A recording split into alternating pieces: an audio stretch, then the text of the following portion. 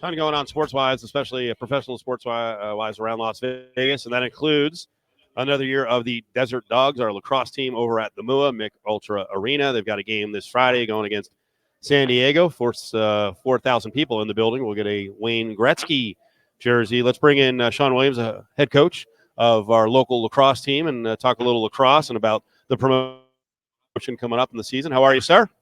I'm great. Thanks for having me. Yeah, no problem. That's Steve Cofield, and Damon is alongside. So, first of all, let's talk about this game against the Seals before we get to all the promotional stuff. You guys are just a few games into the season, and I know in the past it's been pretty heated with these guys, right? It has. We share an owner. In our league, we're there's a couple guys that own a couple teams, and we happen to be owned by Joe Tsai, Brooklyn Nets owner, who bought San Diego back in 2018, and he bought us, and we've created a rivalry right away, and we're ready for battle on Friday. Do you get to deal with the owners very much? I mean, there's some massive names. I mean, you just mentioned one of them. I mentioned Gretzky. Like, are you talking to these guys on a regular basis, or they drop in every once in a while? Yeah, no, it's Joe's definitely more of a hands-on guy. He loves lacrosse, and he checks in bi-weekly. It's just obviously he's a pretty busy man, and as well as the rest of our ownership group, they're very busy. But the rumor is true that Gretzky will be in the building Friday, so it's nice. Exciting for all of us and the fans. It's Desert Dogs and the Seals on Friday. You want to grab your tickets. The first 4,000 people in the building are going to get Wayne Gretzky jerseys. The tickets start at 19 plus fees, and it's a Friday game. Let's talk about your background, and then we can transition to some of the players. So you played for a long, long time, and I'm a Northeast guy, so I'm somewhat familiar with lacrosse, and I called a couple of lacrosse games in college. I don't think I realized how big the sport is in Canada. Absolutely. It's one of our national sports. We share hockey. We're the summer national sport in Canada, and hockey's our winter national sport. But, we have a lot of NHL guys that played lacrosse growing up, and, a lot of them I talked to that wish that they could have played both, but obviously they're making more money in hockey. So we're very blessed to have lacrosse as one of our major sports in Canada, and lucky enough to be a part of playing for a long time. Head coach of the Desert Dogs, Shawn Williams, is with us. You were in Rochester for a long time. Compare, contrast this time of year in Rochester versus Las Vegas. Yeah, it's definitely a lot different. It's a lot cleaner on your clothes with all the mucky snow and the sand and the salt they put on the streets, but and a little nicer, with the sunshine every day. So I'm definitely excited to be here. That's for sure, and especially in the winter. Why do you think that part of New York, that region, loves lacrosse so much? You know what? I think it's just if you met anybody from upstate, they're just they're blue collar, gritty kind of people, and they just it's just their lifestyle suits our game, which is a gritty blue collar kind of sport, and it matches them very well. Coach, I want to ask you about this lineup here for the new season. What are some of the additions that fans can expect, maybe that you guys didn't have last year? Yeah, so first off, on offense, scoring goals is hard to do, and we got a guy actually that played in San Diego the last 3 years at a free agency. His name is Casey Jackson, and he's off to a tremendous start for us.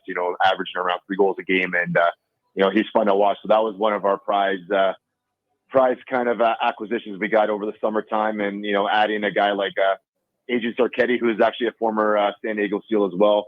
Took some time off. He's now just became a firefighter up in Victoria, and he's back in the game. So he's someone to fans could get to watch laying some lumber on our back end. And he's a very, very smart player. And he goes, I got to coach him back when he was like 12 years old. So it's a full circle of our lacrosse here. What's that relationship of a player that you had, like you said, since he was 12 years old, to seeing him now as a full-fledged adult and a professional?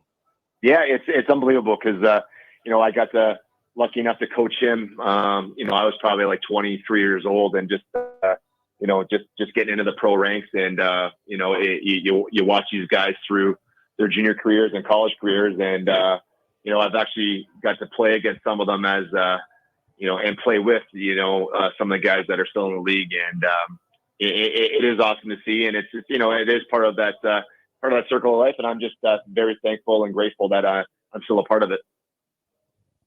What would you say to people who watch lacrosse and throw other athletes at you, like football players, and claim that, hey, you know what, they could go out there, they could dominate? What goes into the skill set of lacrosse players? And actually, I'll just transition to, are there any monsters who play? Are there guys, like, can you play at freaking 6'4" and 245, like a defensive end or something? Or at some point, you just get too big? Absolutely. No, I think there's I've definitely played against some guys that could play football. We had a guy that back in Rochester, Scott Ditzel. He actually tried out for the Bills as a free safety, and he was around 6'2", 225 at the time. So we definitely have some athletes in our league, and it just like I said with the hockey guys too. Some of these guys just get a chance to play another sport that ends up making them more money, so they're going to go that route. But we have some guys that are very big, and they only just keep getting bigger, especially the way that colleges are creating these monsters coming out of their programs. So that part has definitely changed our whole game our game as a whole for sure.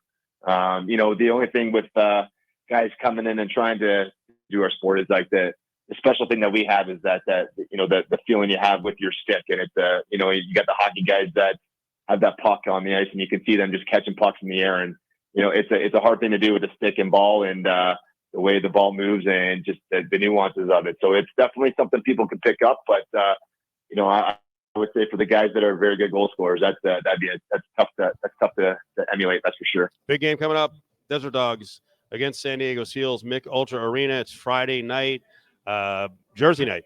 First 4,000 people in the building get a Wayne Gretzky jersey. Go to LasVegasDesertDogs.com, $19 plus fees.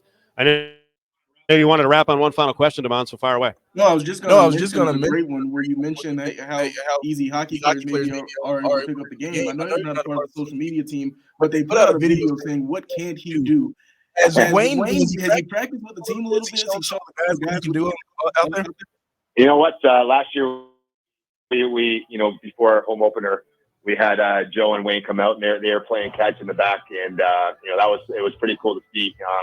They were all given traditional wood sticks, and that's a stick that actually Wayne, growing up, just outside of Toronto, he played lacrosse growing up, and that's that traditional wood stick that you see here and there. That's the stick that he grew up playing with, like a lot of us in Canada. So it was pretty cool to see him playing catch and just getting that feeling like being a kid again. And he could still play.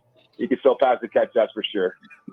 Coach, we appreciate a couple minutes. Good luck in this game coming up, and good luck the rest of the season.